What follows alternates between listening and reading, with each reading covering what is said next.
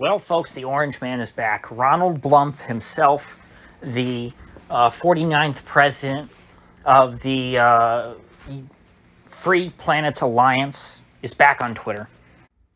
New chief twit Elon Musk did a Twitter poll on Friday asking, hey, should I unban Donald Trump?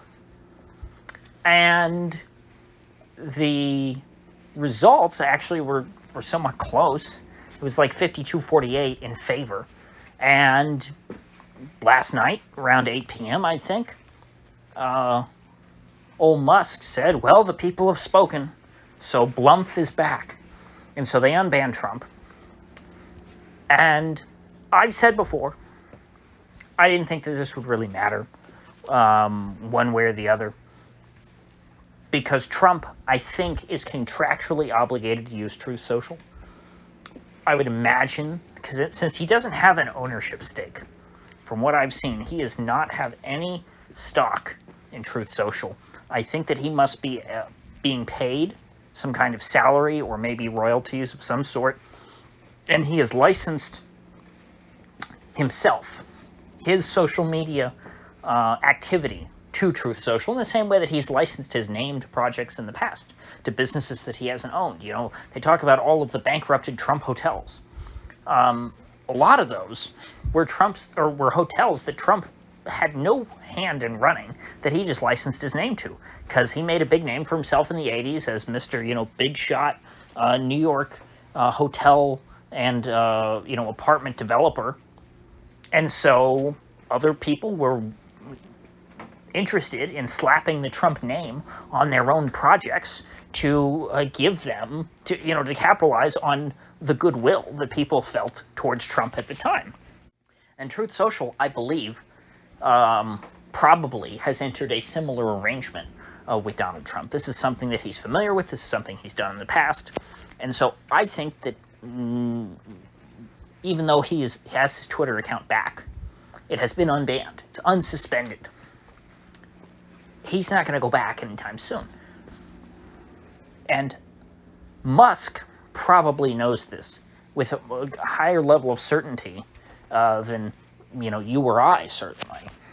I'm sure Musk found out all the details, and he would have found out whether or not Trump was going to return to Twitter before he ever considered unbanning him.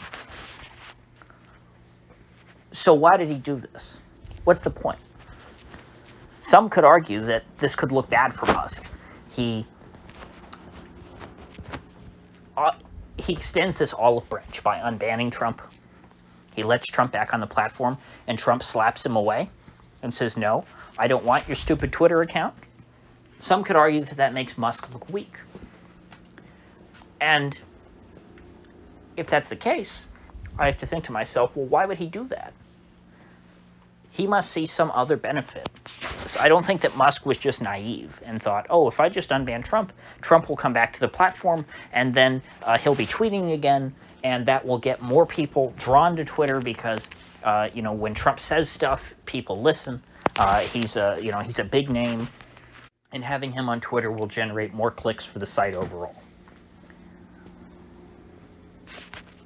If that was the case, Musk would have gone to Trump and secured a deal with Trump for Trump to return to Twitter long before ever publicly announcing anything about unbanning him.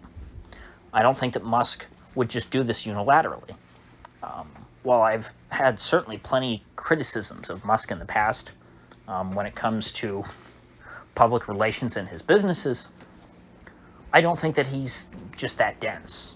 I think that Musk is someone who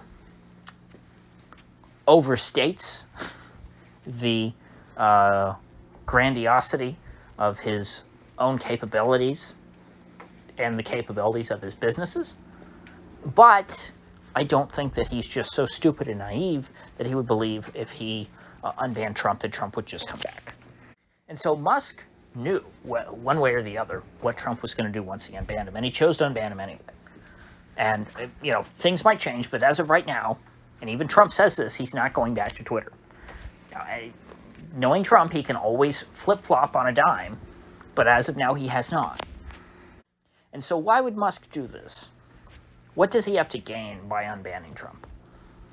Even though Trump doesn't want to come back. Well, one, he's signaling to the American right that, hey, I'm serious about the free speech stuff.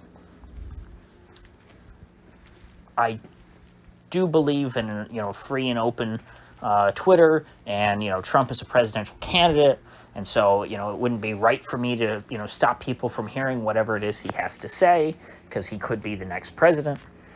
And additionally, I think that he is, in a way, taunting Trump. He's dangling this Twitter account in front of Trump and saying, ha, bet you would like this, wouldn't you? Rather than being stuck on Truth Social getting, 170 retruths. I saw one screenshot of Musk's, tweet announcing, hey, Trump is back. And there were like, 750,000 likes on it. And then Trump's, truth post got like 350 likes. Those kinds of numbers, they mess with Trump. He doesn't like that. He doesn't like being stuck in a little sandbox. He doesn't want to be necessarily, the big fish in the small pond. I mean, this is his life story. Trump started out in Queens. His dad was a developer in Queens. He was a pretty successful developer in Queens. And he, built a pretty good life. They were rich guys. They were, they were pretty elite, but they weren't Manhattan developers. They were not, they weren't constructing skyscrapers on the Upper East Side.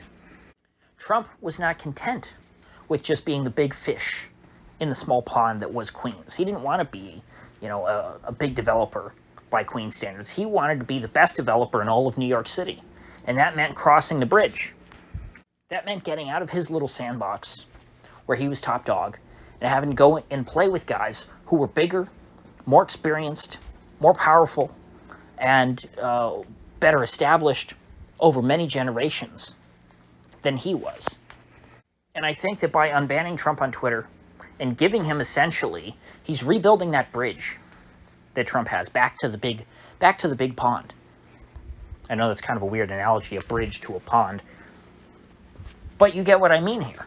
He's giving Trump a chance to come back into the big arena, which is what Twitter is, compared to Truth Social that has comparatively very few active users. So it'll be interesting how long before Trump actually comes back to Twitter. Because I don't think he'll stay gone forever. I think that Trump is stubborn. He doesn't want to admit that he's wrong, and so right now he has to stick to Truth Social. But eventually, it's going to nag at him so much that there's all these people on Twitter who could be paying attention to him who aren't, who don't see his truth posts. He's going to look at every single one of his little truths on Truth Social and say, God damn it, I could have had, 100 times the interactions, or maybe 1,000, 10,000 times the interactions, if only I was posting that same thing to Twitter. Trump's old tweets still get a lot of circulation. And that, to me, if nothing else, I'm glad Elon restored Trump's Twitter account because we get to see all his old tweets again, which are just so fun. So that's my take on Musk bringing back Trump to Twitter. I don't think that Trump is coming back anytime soon, but if it bothers him enough, he'll find a way to break his contract with Truth Social. It's not like Truth Social is bigger than Trump and he can't defeat them or something like that. And Trump would never enter into a contract like that without having a backdoor for himself, without having a way out. So I think if Trump really wants to, which he probably will, I think that Musk's taunts will yield fruit in time. So with that said, I will see you folks back here tomorrow.